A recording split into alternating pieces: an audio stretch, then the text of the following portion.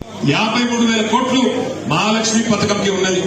రైతు భరోసా అన్నాం, దానికి 24,000 కోట్లు. మరి ఇవన్నీ కలిపితే 1,25,000 కోట్లు దాటిపోతుంది.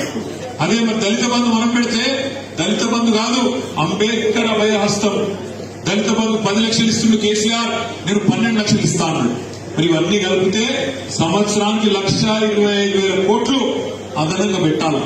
కానీ ఇలా పెట్టిన బడ్జెట్ చూస్తే మాత్రం మేడి పండులాగా కదా. ఎందుకంటే అందులో ఏం లేదు, ఉత్తగానే ఊకదప్పుడు ఉపన్యాసం ఇచ్చి వాళ్ళు కేంద్రంలో ఓటాన్ అకౌంట్ పెట్టింది కాబట్టి మేము కూడా ఓటాన్ అకౌంట్ పెడుతున్నాం, అందుకే డీటెయిల్స్ చెప్తలే మళ్ళీ పెడతామని తప్పించుకునే దూరంలో ఉంది తప్ప వాస్తవంగా అందులో ఏం లేదు. కానీ వాళ్ళు తప్పించుకునే ప్రయత్నం చేసినా తలసాని శ్రీనివాస్ యాదవ్ గారు సనత్ నగర్ లో ఊరుకోరు, పద్మారావు గారు సికింద్రాబాద్ లో ఊరుకోరు, ఖైరతాబాద్ లో నాగేంద్రన్ ఊరుకోడు, జూబ్లీస్ లో గోపాల్ ఊరుకోడు, మషీరాబాద్ లో గోపాలను ఊరుకోడు. తప్పకుండా వీళ్ళ పడతాం 100 రోజుల్లో గనక వాళ్ళు ఇచ్చిన హామీలు నిలబెట్టుకోకపోతే వాళ్లకు బొందలు అవ్వడం స్టార్ట్ చేయడం ఖాయం. అదే బొందలో పూడ్చిపెట్టడం కూడా ఖాయం. రేవంత్ రెడ్డి అంటుండు మన పార్టీని అట బీఆర్ఎస్ అట 100 మీటర్ల బొందలు వాళ్ళు పెడతాడు.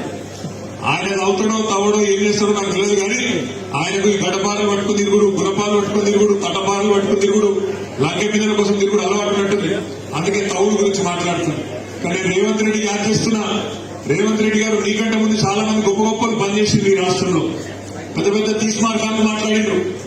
24 సార్లు సుదృఢంలో 24 ఏళ్ళకే నిన్ననే ఉన్నాం, కేసీఆర్ ను ఖతం చేస్తాం, ఇచ్చేస్తాం, అది చేస్తామని. కానీ పెద్ద పెద్ద తీస్మార్గాలతోనే కాలేదు. నీలాంటి బుడ్రకాంతం ఏం కాదు, ఊదు కాలని పీరి లేవని ఏరు కూడా కాదని మాట కూడా నేను విజ్ఞప్తి చేస్తా ఉన్నాను. ఇంకొక మాట కూడా నేను విజ్ఞప్తి చేస్తున్నా, రేవంత్ రెడ్డి కాదు ఇంకా కొంతమంది మాట్లాడుతున్నారు, మన ఎమ్మెల్యేలు తీసుకుపోతాం, పార్టీని 39 ముక్కలు చేస్తాం, ఇది చేస్తాం, అది చేస్తామని చెప్పి ఇవాళ కొంత అహంకారపూరితమైన చాలా దుర్మార్గమైన మాటలు మాట్లాడుతూ ఉన్నారు. వాళ్ళందరికీ నేను చెప్పేది ఒకటే, ప్రజలు మిమ్మల్ని నుంచి ఆశించేది, మీ నుంచి కోరుకునేది ఇవాళ ఇట్లాంటి చిల్లర మల్లర మాటలు కాదు. మీరిచ్చిన 420 హామీలు ఎప్పుడు నెరవేరుస్తారు? రుణమాఫీ ఎప్పుడు చేస్తారు? మహాలక్ష్మిలో 2,500 రూపాయలు నెలకు 1,67,00,000 మంది ఆడబిడ్డలకు ఎప్పుడు చాలు చేస్తారు? అదేవిధంగా ఇంకా గృహజ్యోతి లాంటి కార్యక్రమాలు, ఇంకా రైతు భరోసా లాంటి కార్యక్రమాలు ఎప్పుడు చాలు చేస్తారనే మాట ఇలా రాష్ట్రం మొత్తం ప్రజలందరూ